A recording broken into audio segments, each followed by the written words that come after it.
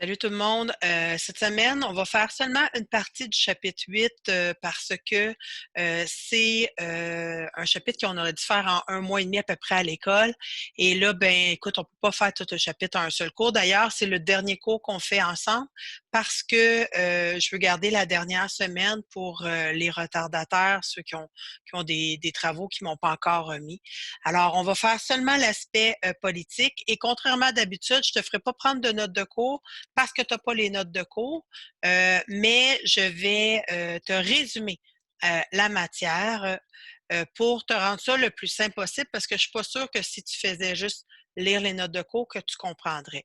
Fait que, écoute, on commence avec le référendum de 1980. Il s'appelle le référendum sur la souveraineté association, c'est vraiment son nom.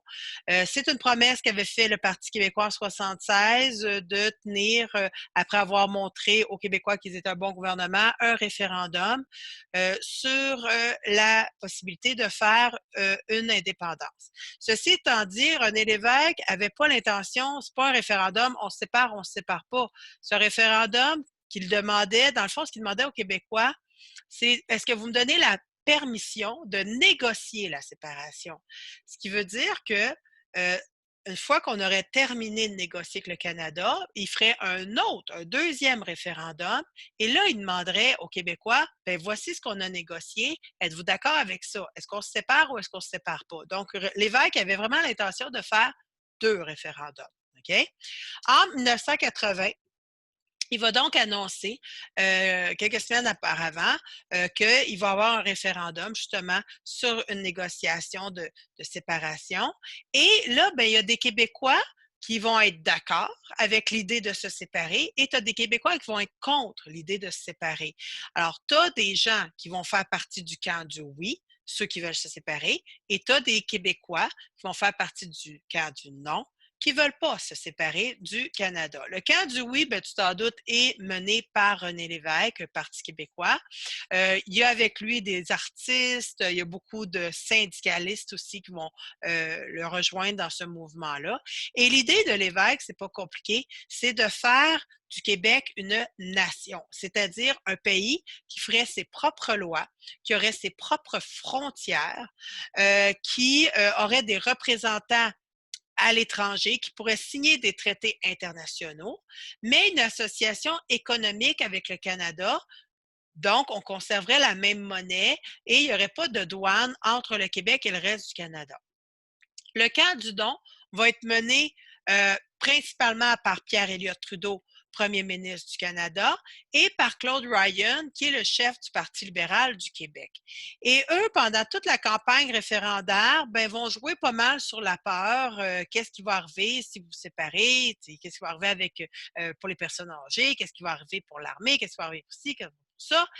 Et il va vraiment sortir son lapin du chapeau quand il va dire aux Québécois, ben, si vous votez non, moi, je m'engage à refaire une nouvelle constitution canadienne. On marche encore sur la constitution de 1867.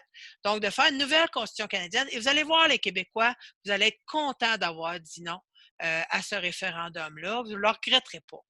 Alors, le 20 mai 1980, le Québec est déchiré entre le camp du oui et le camp du non, comme tu peux voir là, et on va devoir décider si oui ou non on donne la permission à l'évêque de négocier une séparation, une souveraineté association. La question, elle est très longue. On voulait être sûr que tout le monde comprenait dans quoi on s'embarquait. Donc, ce qu'on dit dans le fond, c'est est-ce que vous nous donnez la permission de négocier, que le Québec puisse avoir le pouvoir exclusif de faire ses lois, de percevoir ses impôts, d'établir des relations extérieures, ce qui est dans le fond une souveraineté, et en même temps de maintenir que le Canada une association économique. C'est ce qu'on vous propose. Donc, aucun changement politique va arriver suite à ça. On va juste négocier. C'est ça qu'a dit la longue question. Tu comprends? 60 des Québécois vont dire non à l'évêque, vont se fier sur la promesse de Pierre Elliott Trudeau et donc vont refuser qu'on commence à négocier cette indépendance-là. Alors, René Lévesque le soir du référendum, va prononcer, ben, va dire deux choses, grosso modo, sur un long discours d'une trentaine de minutes. Ce qu'il va dire, en fait, c'est la fameuse phrase: si j'ai bien compris, vous êtes en train de me dire à la prochaine fois.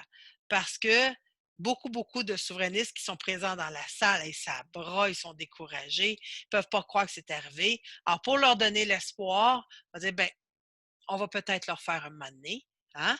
Et l'autre chose qu'il va dire, et ça, je trouve ça mature, je trouve que ça fait preuve de sagesse. René Lévesque, là, c'est quelqu'un de très pacifique. René Lévesque, c'est quelqu'un qui croit en la démocratie.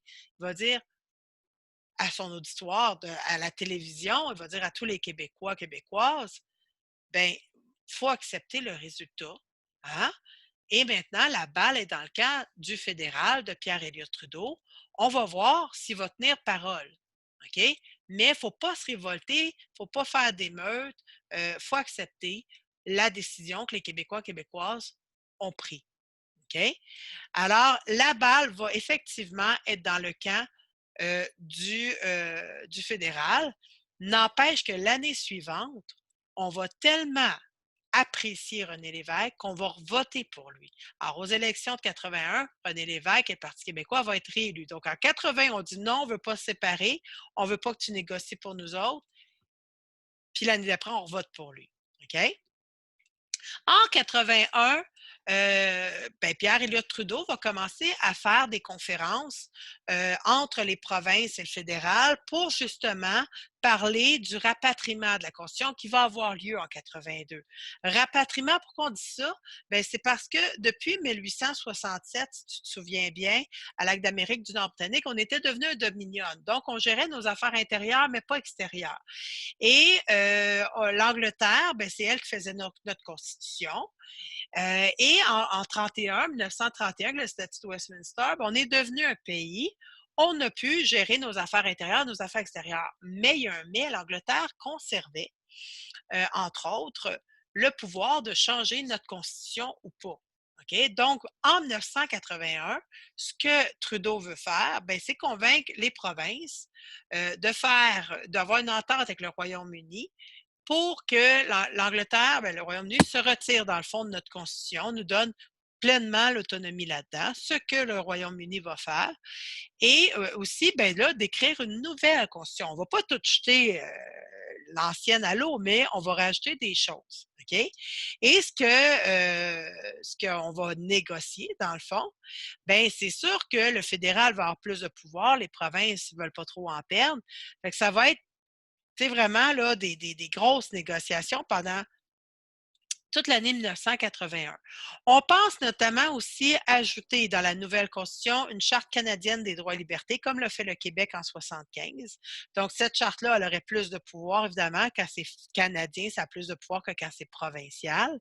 On pense également aussi donner des droits aux Autochtones qui vont avoir des représentants auprès de Jean Chrétien, qui était le ministre fédéral de la Justice. Ils veulent qu'on reconnaisse en fait leurs droits territoriaux, leurs droits ancestraux. Et on va avoir beaucoup de pourparlers, mais on ne réussit pas à s'entendre. Pendant longtemps, tu as 8 provinces qui ne veulent pas céder à Pierre Elliott Trudeau, trop de pouvoir.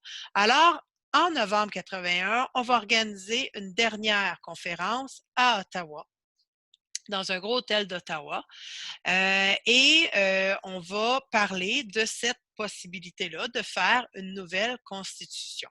Ce que propose Pierre Elliott Trudeau notamment, c'est un système de péréquation, c'est-à-dire que le fédéral percevrait, comme d'habitude, les taxes et impôts des provinces, mais redistribuerait une partie de ces taxes et impôts-là aux provinces selon leur PIB. Donc, combien qu'elles ont produit dans l'année. La province qui produit extrêmement beaucoup, qui est très riche, recevrait moins d'impôts qu'elle en a payé.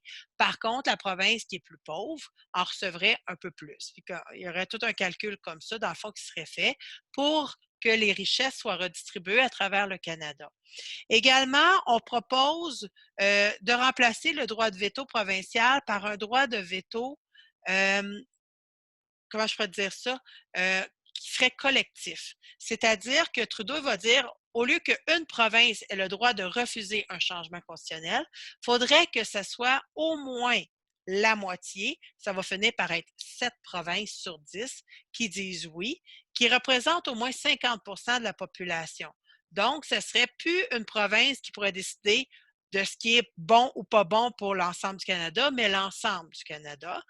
Et on décide aussi, je ne l'ai pas mis là, mais on décide aussi d'accorder aux Autochtones des droits, leurs droits, reconnaître leurs droits ancestraux et aussi même reconnaître aux femmes autochtones euh, qui marient un non-autochtone de pouvoir garder le statut autochtone et ses enfants pour 3 générations à venir. Alors bref, on négocie, on parle et le 4 novembre, pendant la nuit, il va se passer un événement particulier. En français, au Québec, on a appelé ça la nuit des longs couteaux. En anglais, ils appellent ça The Kitchen Accord. Ce qui va se passer, c'est que pendant la nuit, tous les premiers ministres, en passant, logeaient dans le même hôtel à Ottawa, sauf René Lévesque, qui, parce qu'il était indépendantiste, traversait la rivière Outaouais et allait dormir dans un hôtel à Gatineau. C'était à 15 minutes de là, mais il ne voulait pas dormir en Ontario, il voulait dormir au Québec. Alors, la soirée du 4 novembre, tu as Jean Chrétien, ministre de la Justice, qui va aller réveiller chaque premier ministre de chaque province du Canada. On se fait un meeting, on se fait un meeting, on se fait un meeting, et ils vont se réunir dans la cuisine, qui était la seule place qui était ouverte parce que leur salle de réunion était fermée. Mais il n'ira pas réveiller René Lévesque à Gatineau. Dans le temps, on appelait ça Hall, là. Il n'ira pas le réveiller. Comprends-tu? Ils vont se faire un meeting sans le Québec, sans René Lévesque. Et c'est là, moi, j'ai un problème. Parce que j'ai des oncles dans le Canada qui disent oui, mais René Lévesque, là, il était stubborn, il était têtu, il ne voulait rien entendre, il n'y avait pas besoin de négocier avec lui. C'est vrai qu'il était têtu, mais il y a une façon de faire les choses. Alors, pendant toute la nuit, Pierre-Éliott Trudeau et Jean Chrétien vont avec les 9 premiers ministres des autres provinces négocier cette nouvelle constitution-là et ils vont finir par s'entendre. Ce qui fait qu'au matin, quand René Lévesque va arriver à l'hôtel, dans la salle de conférence, il va rapidement se rendre compte que toute sa gang qui était avec lui, il était 8 qui étaient du même avis la veille, bien là, il est rendu tout seul. Et là, Pierre-Éliott Trudeau va y faire comprendre, garde les grands, là, t'es rendu tout seul dans ton coin, t'as pas le choix. Et René Lévesque, ben, qu'est-ce qu'il va faire? Regarde l'image, ça vaut 1000 mots. On va dire, ah ouais, c'est de même, ben moi, je m'en vais.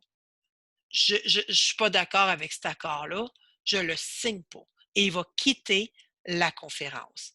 Pierre-Éliott Trudeau, jusqu'à la dernière minute, là, il va être convaincu que le Québec va finir par se rallier. On ne lui laisse pas le choix. Il va finir par dire oui. Alors, il va négocier avec le Royaume-Uni le rapatriement de la Constitution. La reine va finir par donner son accord, le Parlement anglais va donner son accord, mais il n'y aura toujours pas l'accord du Québec. Hein? Tout ça se fait là, pendant ce temps-là, puis le Québec est toujours en train de dire non, non, non, nous autres, on ne signera pas ça. Là. Pourquoi René Lévesque ne veut pas signer? Bien, pour 2 choses. Premièrement, pourquoi on signerait une entente qui nous enlève un droit de veto qu'on avait déjà? Pourquoi on en aurait moins? Tu comprends-tu? Quand on a fait l'acte d'Amérique du Nord britannique, ben, il y avait juste 4 colonies qui avaient accepté ça. Et le Québec, on s'était fait clairement dire, vous allez toujours avoir le droit de refuser quelque chose qui ne fait pas votre affaire. C'est pour ça qu'on a accepté. Hein? Alors, René Lévesque dit, pourquoi j'accepterais d'en perdre, d'avoir moins de pouvoir qu'avant? Et deuxième chose, votre charte des droits et libertés, là, c'est bien beau, là, mais si nous autres, on veut faire une loi, par exemple, pour protéger le français, ben là, vous autres, vous allez dire, ah, ben là, la Charte des droits et libertés, vous n'avez pas le droit de faire ça, puis papa, papa. Alors lui, il dit, non, non, non, nous autres, au Québec, on vit une situation différente. On veut se faire reconnaître comme une société différente et donc avoir certains privilèges, certains droits. Vous nous avez promis en 80 dans le référendum que si on ne se séparait pas, ben, vous feriez une constitution qui ferait que le Québec serait fier de rester dans le Canada. Et là, tout ce que vous nous proposez, dans le fond, c'est que vous allez nous enlever des droits de se protéger, de protéger notre culture, protéger notre langue. Pourquoi qu'on signerait ça? Hein? Alors, l'évêque va refuser de signer ça. Euh, du côté de Pierre Elliott Trudeau, lui, ben, c'est le Canada. Hein? Alors, pourquoi une province pourrait refuser un changement constitutionnel si la majorité canadienne est pour? Alors, lui, ce qu'il propose, c'est s'il y a 7 provinces qui disent oui, qui représentent 50 des Canadiens. Tu sais, on s'entend, le Nouveau-Brunswick, Nouvelle-Écosse, c'est du Prince-Édouard, Terre-Neuve, Manitoba, pas grand monde là-dedans. Là. Alors, si on a au moins l'Ontario ou le Québec, ben, ça fait déjà 50 de la population. On va de l'avant, même s'il y a une province qui est contre. C'est ce qu'il propose. Et il propose également qu'une province qui serait contre ben, pourrait avoir 5 ans pour s'adapter, ce qu'on appelle la clause de non-obstant. Alors, l'évêque ne veut pas signer ça. Ben, ils vont continuer à aller de l'avant. Et finalement, ben, le Royaume-Uni va dire c'est beau, j'autorise à ce que vous soyez complètement autonome au niveau de votre constitution, ce qu'on appelle le rapatriement. Alors ici, tu vois la fameuse image de la reine Élisabeth II qui va signer comme quoi que désormais le Canada, on a le droit de faire ce qu'on veut dans la constitution. Le Royaume-Uni s'en occupe plus. Tu as Pierre Elliott Trudeau qui va signer lui aussi comme quoi que le Canada accepte ce rapatriement-là. Et tu as 9 premiers ministres de provinces canadiennes qui vont signer ça. Il y a une province qui ne signera pas et c'est le Québec. OK? Et ça, en passant, euh, les Canadiens vont en vouloir au Québec. On va être perçus comme les mauvais joueurs, les pas fins, ceux qui refusent, ceux qui sont stubborn, comme disent mes oncles, on est têtus. Mais il faut que tu comprennes que cette nouvelle constitution-là nous enlève, en tant que société francophone, le pouvoir de se protéger. Et c'est pour ça que l'évêque va refuser de la signer. Et je veux juste te faire remarquer que George Brown, tu te souviens de George Brown des Clear Grits? Ben, c'est ça qu'il avait dit en 64. Rien ne pourra être décidé sans le consentement du Bas-Canada. Aujourd'hui, le Québec. Ben, c'est drôle, hein? En 1982, on dit pas grave, on le fait pareil. Hein?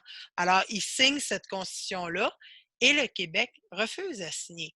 Qu'est-ce qu'il y a de nouveau dans cette constitution-là? Ben, il va avoir la Charte canadienne des droits et libertés qui va primer sur celle du Québec.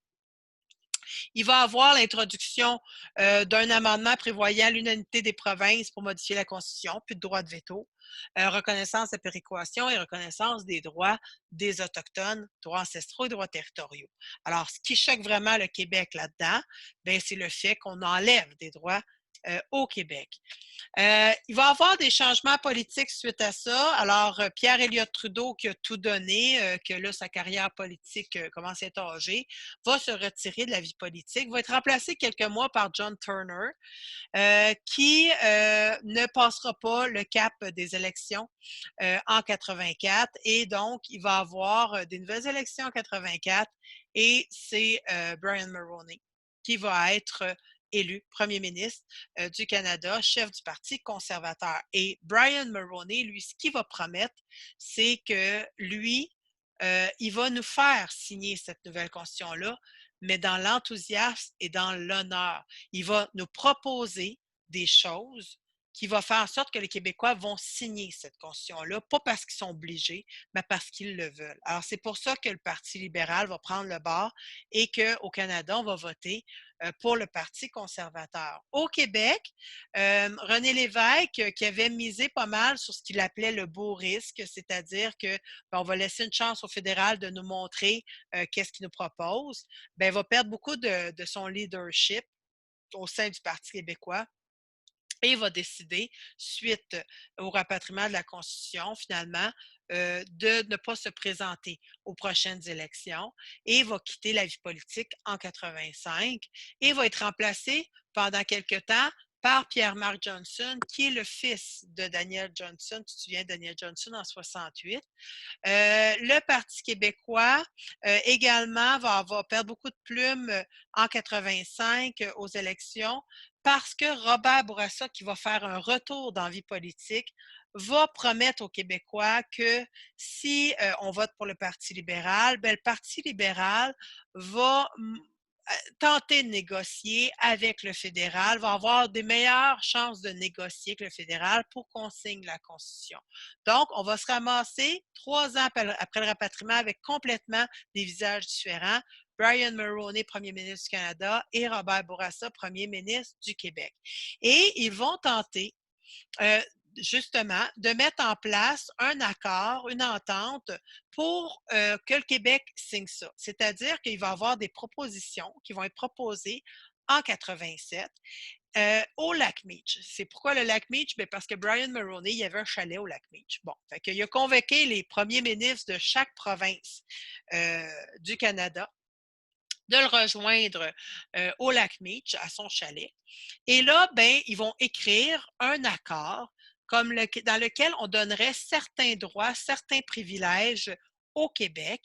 Et ils se donnent 3 ans pour que chaque province signe cet accord-là et disent s'ils sont d'accord ou pas. C'est ce qu'on appelle l'accord du lac Meach.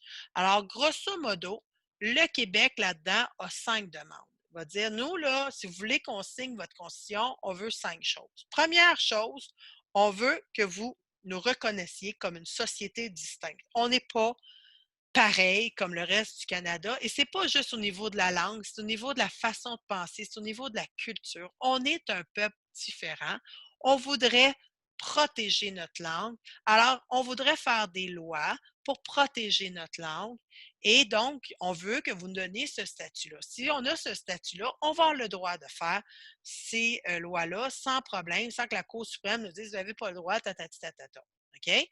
Deuxième chose, on veut conserver, on veut que chaque province conserve son droit de veto. Pas juste le Québec, toutes les provinces canadiennes devraient avoir le droit de conserver un droit de veto. Alors, s'il y a quelque chose qui est proposé dans la Constitution qui ne fait pas l'affaire de la Saskatchewan ou qui ne fait pas l'affaire de la Colombie-Britannique, bien, il pourrait dire non, nous autres, on est contre, puis ça passe pas. OK? Donc, le Québec va avoir ça, mais il ne veut pas avoir ça juste pour lui tout seul. Il va avoir ça pour toutes les provinces.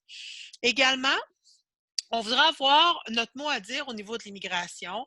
On voudrait pouvoir notamment sélectionner des immigrants qui parlent le français. Le taux de natalité n'arrête pas de baisser. C'est les immigrants qui font en sorte qu'on se maintient au niveau de la population.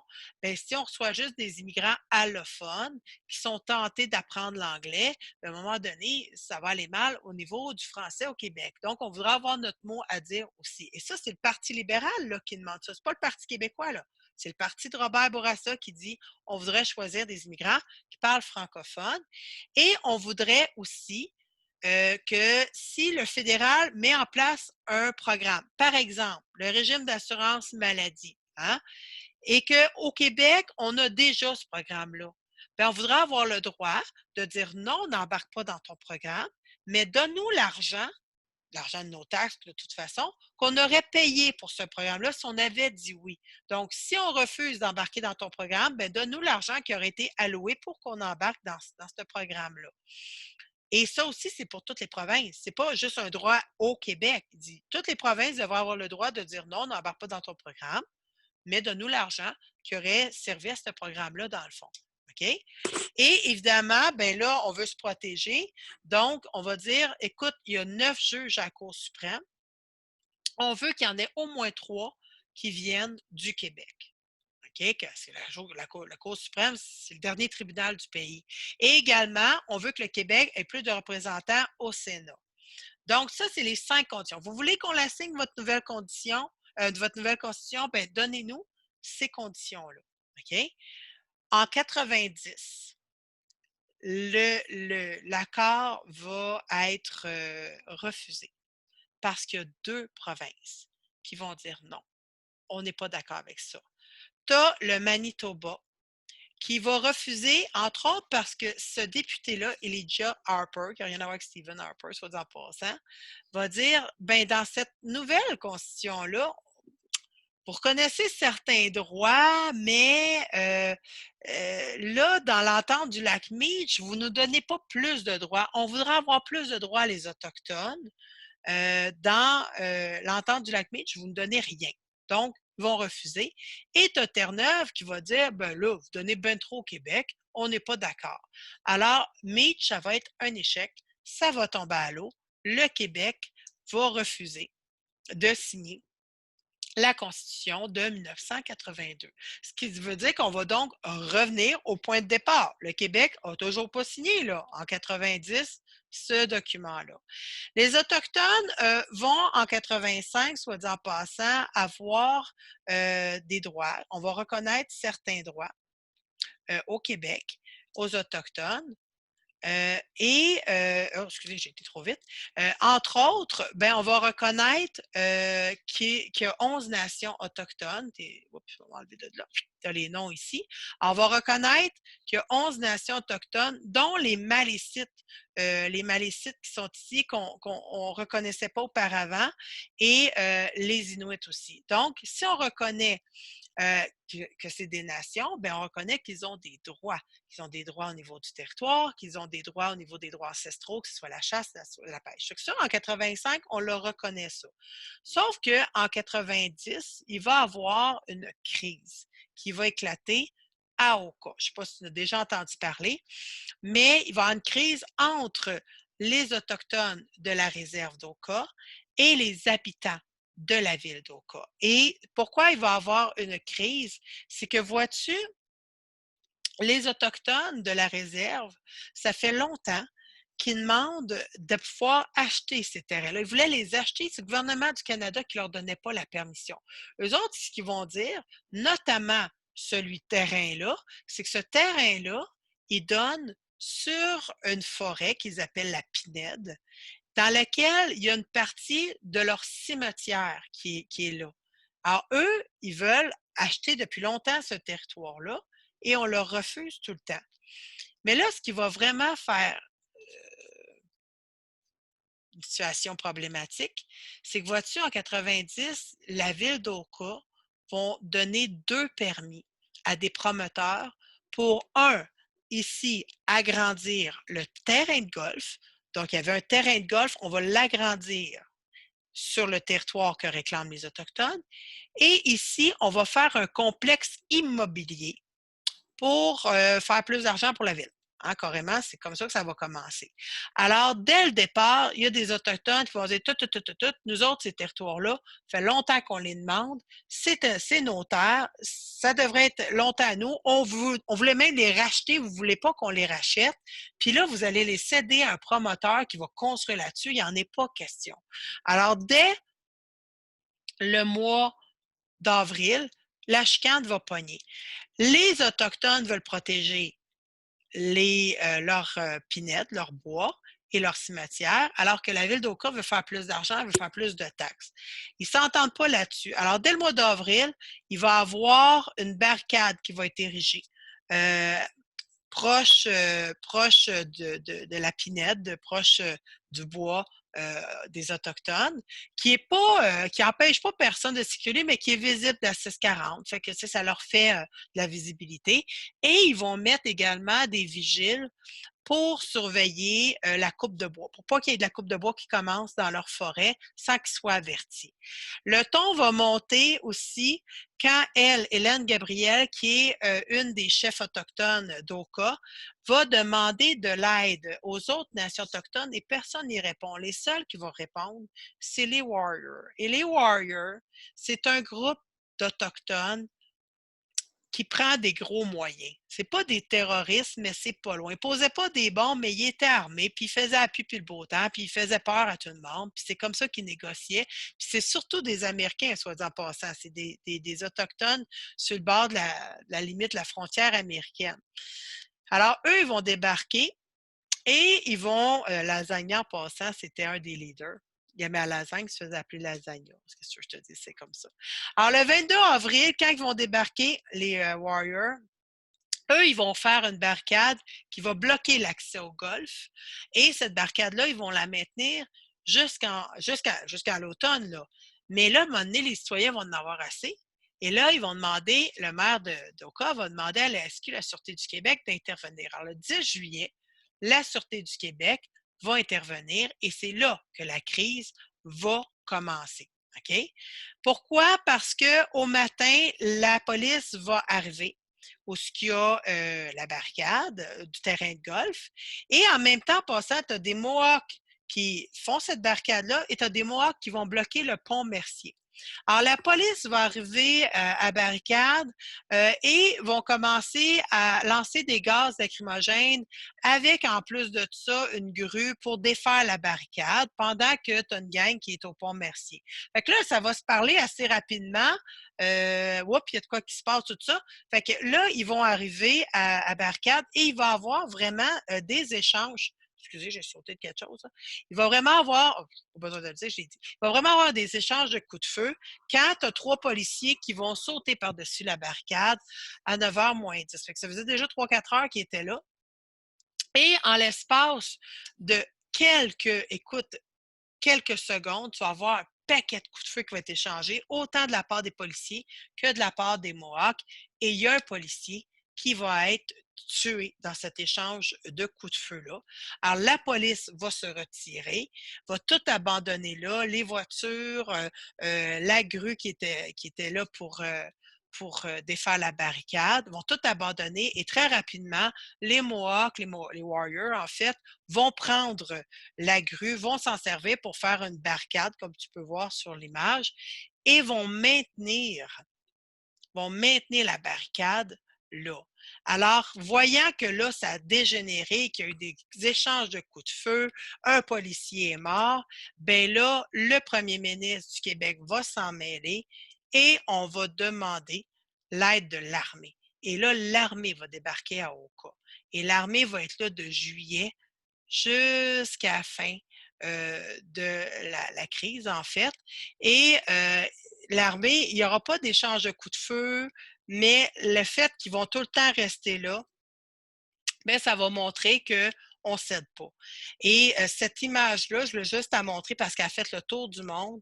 C'est que pendant que Lasagna, le chef warrior, engueulait ce militaire-là, bien lui, il est resté stoïque, il est resté de marbre, il n'a pas bougé, il n'a pas dit un mot, il ne s'est pas énervé, puis il était dans sa face, tu sais, vraiment.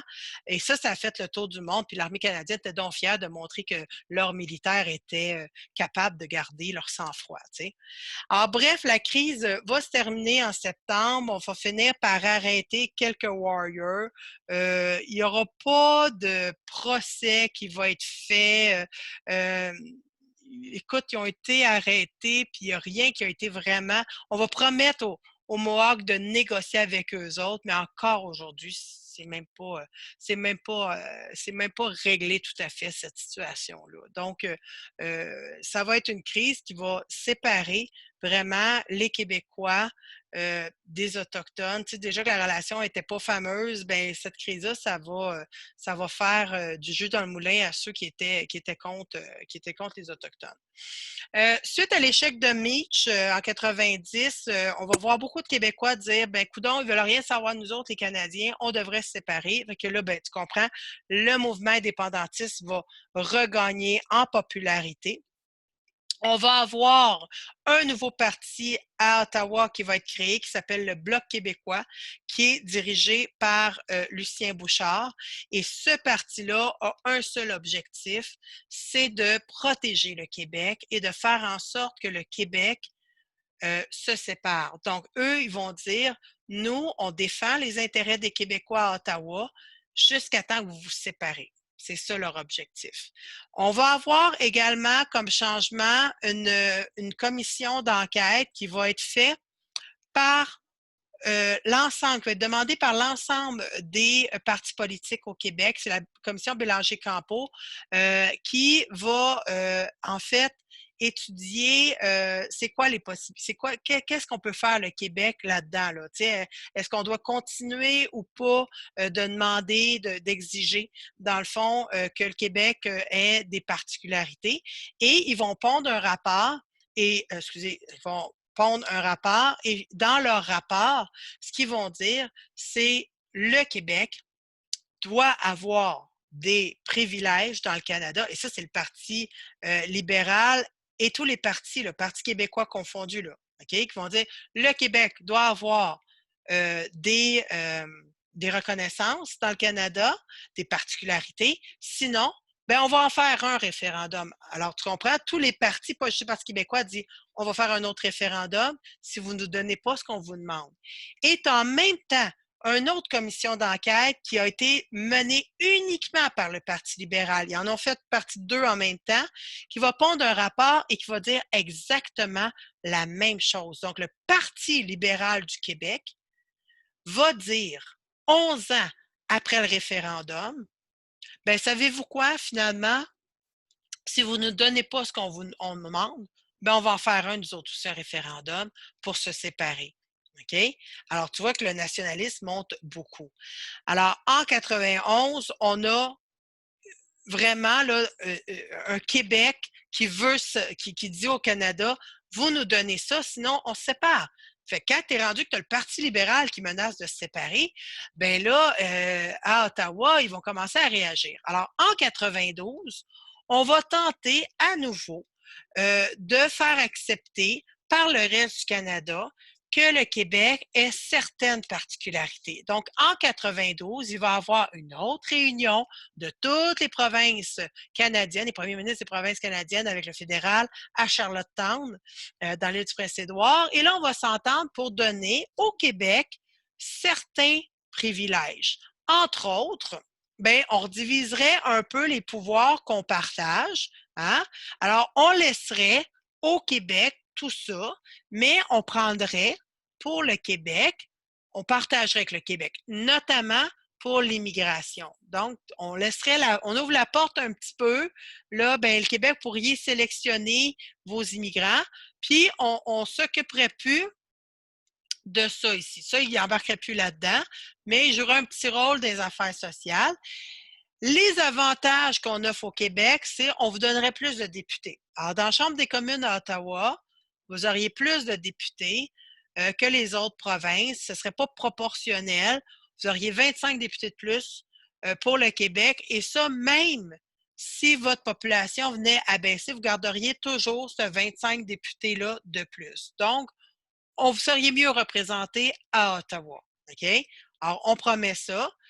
Mais c'est quand tu regardes ça, c'est moins que qu'est-ce qu'on demandait à Meach. À Meach, on voulait être reconnu comme une société distincte, on voulait avoir un droit de veto, on voulait avoir plus de juges, avoir une compensation financière. Tu sais, on voulait avoir plus de droits. Là, ce qu'on nous propose, bien, c'est moins. Tu comprends? Alors, on va tenir à travers le Canada une grosse campagne référendaire. On va expliquer à travers le Canada, voici ce qu'on propose aux Québécois et on va tenir un référendum à travers le Canada là-dessus. Bien, entre-temps, tu as des membres comme lui, Jean Allaire, qui avait fait le rapport Allaire, qui était membre du Parti libéral, qui va dire ça n'a pas de maudit allure, qu'est-ce qu'on nous propose, et qui va claquer à la porte du libéral et qui va fonder le parti de l'ADQ. Je t'en parle parce que l'ADQ, l'Action démocratique du Québec, c'est aujourd'hui la CAQ. Ils ont changé de nom par après et c'est la CAQ. C'est là que ça commence un peu la CAQ. Alors, pour les Autochtones, on écrit dans Charlottetown qu'on leur donnerait un peu plus d'autonomie, qui pourraient avoir leur propre gouvernement, qui pourraient faire leurs propres lois sur leur propre territoire autochtone et que quand on veut faire des changements fédéraux, dans les lois fédérales, ils seraient consultés et qu'il y aurait même des sièges réservés au Sénat. Alors, en 92, on va demander à travers le Canada, acceptez-vous qu'on donne au Québec et aux Autochtones, ça va de soi, ces avantages-là. Bien, à travers le Québec, quand on regarde l'ensemble des Québécois, 56,7 des Québécois ont dit non. On refuse cette entente-là parce que vous ne nous en donnez pas assez. Quand on regarde le Canada, 54,3 des Canadiens ont dit non. Vous en donnez trop au Québec. Alors, c'est l'impasse. En 92, on va recevoir une claque d'en face. Le Canada va dire on n'est pas d'accord que vous ayez certains privilèges de Québec. Et le Québec va dire ben là, nous autres, c'est ce que vous nous aviez promis en 80. On veut avoir une reconnaissance. Alors, tu comprends que là, le mouvement indépendantiste va atteindre des sommets. Là, on va être en maudit. Hein? Brian Mulroney va démissionner. Il va être remplacé quelques mois suite à cet échec-là par Kim Campbell, qui était la seule femme, je t'en parle juste pour ça, parce que c'était la seule femme de toute l'histoire du Canada qui a occupé le poste de premier ministre pendant quelques mois.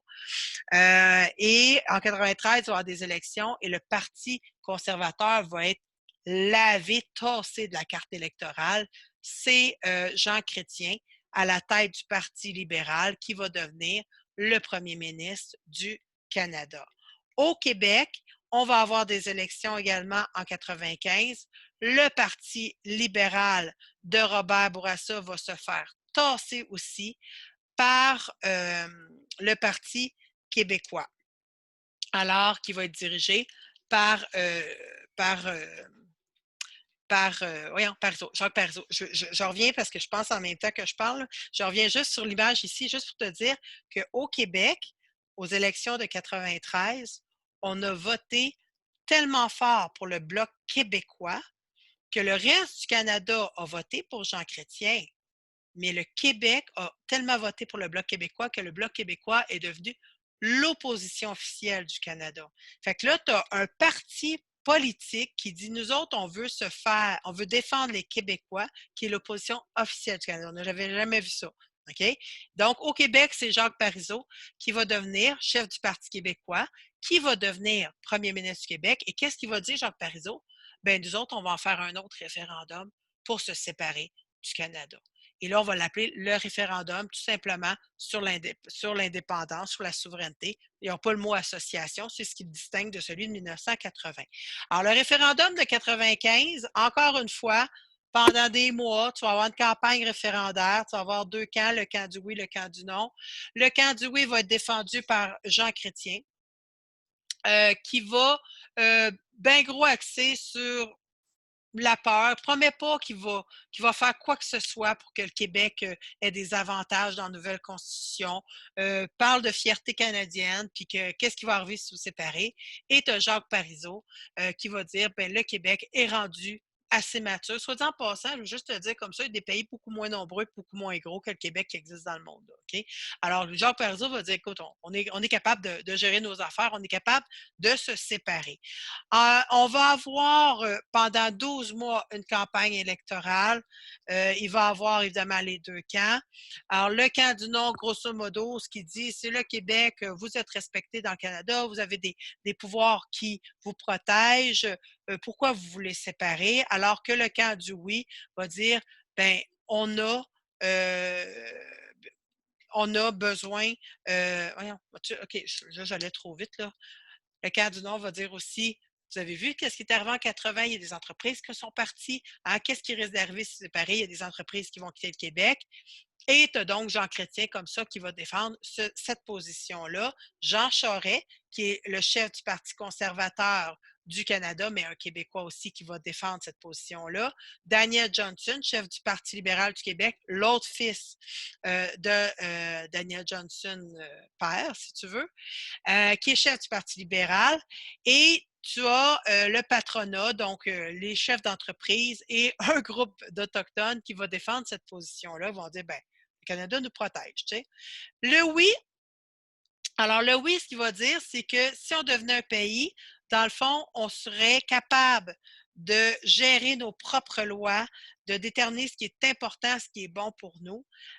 Et donc, on pourrait protéger notre culture, protéger nos intérêts mieux qu'en faisant partie du Canada. Et toutes ces affiches-là, là, c'était des affiches qu'on voyait partout là, dans la rue.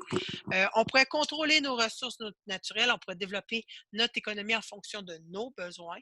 Et on a Jacques Parizeau, le Parti québécois, évidemment, tous les députés du Parti québécois.